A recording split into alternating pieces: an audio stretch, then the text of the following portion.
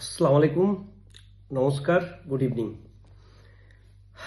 আপার primary remaining 1242-এর জন্য কিছু কথা বলার রয়েছে আজকে। যেমনটা আমরা আমাদের কন্টেম্পট গ্রুপে গত দুদিন আগে গুগল মিট করেছিলাম। গুগল মিট করে আমরা ডিসাইড করেছিলাম যে আগামী 8 তারিখে আমরা কালীঘাট যাব, ওখানে ইন্ডিভিজুয়াল ডেপুটেশন দিয়ে 9 তারিখে আমরা এসএসসি অভিযান করব। এবারে মঞ্চ থেকে একটা আন্দোলন ডাকা হয়েছে 12 তারিখে, 12ই মার্চ। তো আমরা ওভারঅল ক্যান্ডিডেট রয়েছি 1242। তো 1242-এর মধ্যে আমার যেটুকুনি ক্যালকুলেশন, এই লাস্ট 6 মাস ধরে ঘুরে ফিরে আমি যেটুকুনি বুঝলাম, তাতে আমার মনে হয় 700-র উপর ছেলেপিলে কিন্তু এই চাকরিটা নেবে না। প্রথমে ক্যালকুলেশন ছিল 900 মতো নেবে, কিন্তু প্রাইমারির প্রবলেমটা আপাতত সলভ হয়ে যাওয়াতে আমার মনে হয় বাড়ির কাছে ছেড়ে কেউ দূরে যেতে চাইবে না। তাই আপাতত আমার যেটা ক্যালকুলেশন সেটা হচ্ছে 700-র বেশি ছেলেপিলে কিন্তু কাউন্সিলিংয়ে আসবে না আপারের। এবার 700 ছেলেপিলে যদি চাকরি নেওয়ার জন্য উদ্গ্রীব থাকে, তাহলে আমার মনে হয় না এই আন্দোলনে 500-র বেশি ক্যান্ডিডেট পার্টিসিপেট করবে। তো এখন আমি আমার কেস গ্রুপে রয়েছে 150 জন, আর বাকি 100-150 জন যারা আমার সাথে রেগুলার অন্য গ্রুপ থেকে যোগাযোগ করে, আমি তাদেরকে নিয়ে যদি 9 তারিখে আন্দোলনে যাই, তাহলে পড়ে থাকছে 200 বা 250। এবার যে 300 বা 250 বা 200 যেটুকুনি ছেলেপিলে আমার সাথে 9 তারিখে আন্দোলনে যাবে, তারা কিন্তু আর 12 তারিখে পার্টিসিপেট করতে পারবে না। তো মঞ্চ থেকে আমাকে কোনো রকম ভাবে বলা হয়নি যে তোমরা আন্দোলনটা পিছিয়ে দাও বা আমাদের সাথে করো বা আর কিছু। 1-2জনের সাথে আমার কথা হয়েছে মঞ্চের। তো আমি ভাই ডে 1 থেকে বলে আসছি, আমি কোনো রকম আন্দোলনে লিড করার ইচ্ছে বা শখ বা আকাঙ্ক্ষা আমার নেই, না আছে না থাকবে। কেন যে এটা আমার একটা কর্মক্ষেত্র, এটা আমার উইশ বলতে পারেন। এই চাকরিটা আমার ভীষণভাবে দরকার, আমার এটা স্বপ্ন।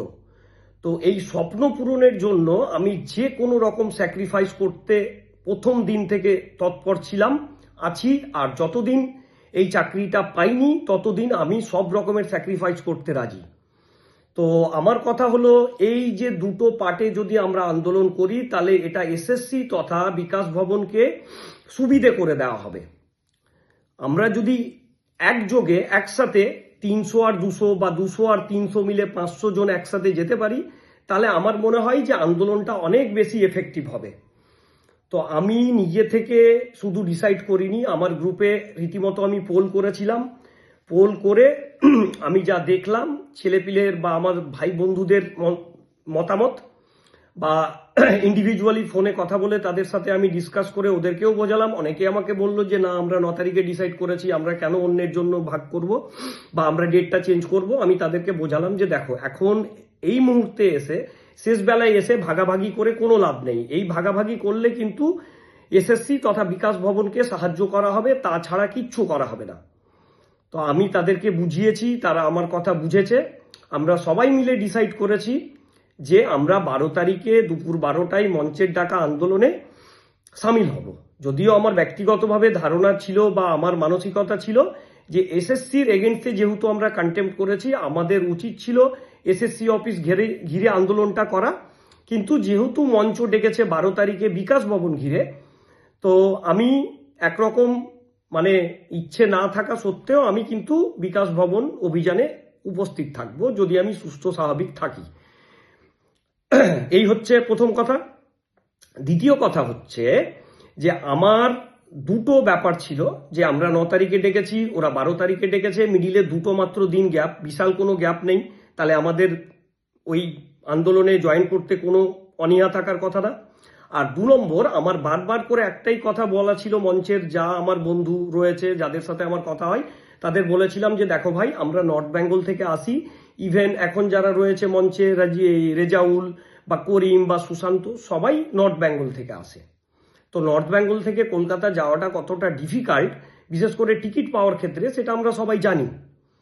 তো আমি ওই জন্য ওদেরকে রিকোয়েস্ট করেছিলাম বা সাজেস্ট করেছিলাম যে ভাই, অন্তত 5 দিন আগে তোমরা ডেটটা জানাবে, তাহলে আমরা সবাই টিকিটটা নিজের সুবিধে মতো করতে পারবো। যদিও সুশান্ত কলকাতায় থাকে, ওর অ্যাজ কোনো প্রবলেম হওয়ার কথা না, কিন্তু আমাদের যাওয়ার ক্ষেত্রে ভীষণ প্রবলেম হয়ে দাঁড়ায়। তো ওই কথাটাও ওরা রেখেছে, তার জন্য আমি ভীষণ গ্রেটফুল। এখন এই যে ডেটটা পাওয়া গেছে, আমরা সবাই টিকিটটা ইজিলি করতে পারবো। অনেকে আমার কথায় বা আমার বার্তার জন্য অপেক্ষা করছিল, তাদের জন্য আমি ভিডিও করছি। একমাত্র যে ভাই দাদা, আপনাদের রিকোয়েস্ট করছি যে দলাদলি ভেদাভেদি একদম না। আমি চাইলেই 9 তারিখে যেতে পারতাম আপনাদের নিয়ে, কিন্তু তাতে লাভটা কি হবে? উল্টে আমাদের শক্তিটা ভাগ হবে। আমরা সমবেত হয়ে থাকবো। আজকে চাকরিটা হয়ে গেলেই কালকে কে রাসেল, কে সুশান্ত, কে কি, কেউ কাউকে পাত্তা দেবে না। আপনারা ভেবে দেখুন, যারা ইন সার্ভিস রয়েছে, যারা আমাদের গ্রুপে ছিল এতদিন, আমি নাম ধরে ধরে বলতে পারি, কিন্তু নাম ধরে ধরে কাউকে আর আমি এত করবো না, যে বললে আমাদের গ্রুপে ছিল, আমাদের অ্যাডমিন গ্রুপে ছিল, রেগুলার বেসিসে আমরা একসাথে গেছি এসছি, কিন্তু একবার চাকরি পেয়ে যাওয়ার পরে, কাউন্সিলিং করার পরে কারো আর টিকিটা খুঁজে পাইনি আমি। সত্যি কথা বলতে, আমি হয়তো তাদের জায়গা থাকলে আমিও তেমনি করতাম। তো এই হচ্ছে ব্যাপার। আমরা যে কজন রয়েছি পড়ে, আমরা নিজেদের স্বার্থে ইউনাইটেড হয়ে 12 তারিখে আমরা আন্দোলন করব। 2 নম্বর কথা গেল। 3 নম্বর কথা, আর যেটা সব থেকে ইম্পর্টেন্ট কথা, এটা আমি সুশান্তকেও ফোন করে বলবো, করিমকেও বলবো, রেজাউলকেও বলবো, বা মঞ্চের আর যারা আমার বন্ধু রয়েছে, যাদের সাথে আমার যোগাযোগ আছে, তাদেরকেও বলবো, আর আপনাদেরকেও বলছি যে আন্দোলনটা আপনারা ডেকেছেন, আপনারা ডিসাইড করবেন যে আন্দোলনের রূপরেখা কি হবে, আপনারা লিড করবেন, সব কিছু ঠিক আছে। কিন্তু আমি একটা কথা আপনাদের ভালো করে বলতে চাই ক্লিয়ারলি, এটাকে আপনারা আবেদন ভাবুন, নিবেদন ভাবুন, আর উপদেশ ভাবুন, যাই ভাবুন। অনেকবার কলকাতা গেলাম, অনেক পিকনিক করে এসেছি কলকাতা থেকে, আর না। যদি আপনারা মনে করেন যে বিকাশ ভবন অভিযান করব, হয় ওখান থেকে নোটিশ আসবে, আদারওয়াইজ আমাদেরকে থানায় নিয়ে যাবে। হয় আমরা অ্যারেস্ট হব, আদারওয়াইজ আমরা নোটিশ পাবো। যতক্ষণ না নোটিশ দেবে আমরা ওখানে বসবো। তারপরে যদি আমাদের বলপূর্বক ওরা তুলে নিয়ে গিয়ে আন্দোলনটা ভাঙতে পারে, তাহলে সেটা তাদের ক্রেডিট। কিন্তু ওখানে যাব, গিয়ে সবাই মিলে আন্দোলন করে 200 মিটার দূরে দাঁড়িয়ে থাকবো, 4 জন যাব, ঘরে গিয়ে আমরা কথা বলে বাইরে এসে বলে দিলাম যে এই হলো সেই হলো, তারপরে আবার সব থেমে গেল, এরকম মিষ্টি খাওয়া আন্দোলনে আমি যাব না। আমি এটা আপনাদের ক্লিয়ারলি বলছি, যারা আন্দোলনটাকে অর্গানাইজ করছেন, আমি খুব ভালো করে জানি যে আপনাদেরও আমার মতোই চাকরিটা পাওয়ার অশেষ ইচ্ছা রয়েছে। তো আপনাদের কাছে আমার এই দাবিটা থাকলো যে পিকনিক স্পটের মতো বিকাশ ভবনটাকে আমরা নেব না। এবার আমরা বিকাশ ভবনে যাব বিপ্লব করতে, আন্দোলন করতে না, বিপ্লব করতে যাব। বারবার আমি বলছি, আমরা বিপ্লবে যাব। হয় আমাদের নোটিশ দেবে, আদারওয়াইজ আমাদের অ্যারেস্ট করবে, দুটোর মধ্যে একটা। আমাদের কাছে কোর্টের অর্ডার রয়েছে, হাইকোর্টের ডিভিশন বেঞ্চের অর্ডার, আর এবারে যে অর্ডারটা আমরা পেয়েছি, এর থেকে বড় অর্ডার আর হাইকোর্ট দিতে পারে না। এবারে ওদের হাতে দুটো অপশন আছে, হয় আমাদের কাউন্সিলিং এর নোটিশ দেবে, আদারওয়াইজ ওরা সুপ্রিম কোর্টে যাবে। এবার ওরা সুপ্রিম কোর্টে যাবে না মঙ্গল গ্রহে যাবে, সেটা ওরা ডিসাইড করবে। এবার ওরা ডিসাইড করবে, তারপরে আমরা আমাদের মতো করে লড়াইটা দেবো, যেটা যেমনটা দিয়ে আসছি। কিন্তু আমরা যদি 12 তারিখে আন্দোলনে যাই, তাহলে স্যার, দাদা, দিদি, ম্যাডাম, আপনাদের বলি, মানসিক প্রস্তুতি নিয়ে আসুন। হয় নোটিশ পাবো, আদারওয়াইজ জেলে যাব, দুটোর মধ্যে একটা। আর এর ভেতর অন্য কোনো রাস্তা আমি ঢুকতে দেব না, এটা আমি আপনাদের বলছি। অন্তত আমি ওখানে বসে থাকব। যদি আমাকে অ্যারেস্ট করে নিয়ে যেতে পারে ভালো কথা, আদারওয়াইজ আমাকে নোটিশ দিয়ে ওখান থেকে তুলতে হবে সসম্মানে। ওই গেলাম, আসলাম, চা খেলাম, কথা বললাম, বাইরে গিয়ে এসে পিকনিক স্পট করলাম, এসব কিন্তু আমি করব না। এই জন্যই করব না, উত্তরবঙ্গ থেকে আমার মতো একটা মানুষের বা আমার ভাই বন্ধুদের মিডিল ক্লাস ফ্যামিলি থেকে কলকাতায় যেতে গেলে কতটা কাজ নষ্ট হয়, কতটা টাকা আর কতটা শ্রম নষ্ট হয়, সেটা কলকাতায় বসে আমার দাদা দিদি ভাইরা বুঝতে পারবে না। তো স্যার, আপনারা যারা আন্দোলন বা বিপ্লবটাকে অর্গানাইজ করছেন, আপনাদের উদ্দেশ্যে করজোড়ে আমি নিবেদন করছি, আবেদন করছি যে এই আন্দোলনটাকে বিপ্লবের রূপ দিন আপনারা। আমরা সবাই আপনাদের পাশে আছি, চিন্তার কোনো কারণ নেই। একজনকে অ্যারেস্ট করলে আমরা সবাই গাড়িতে উঠব।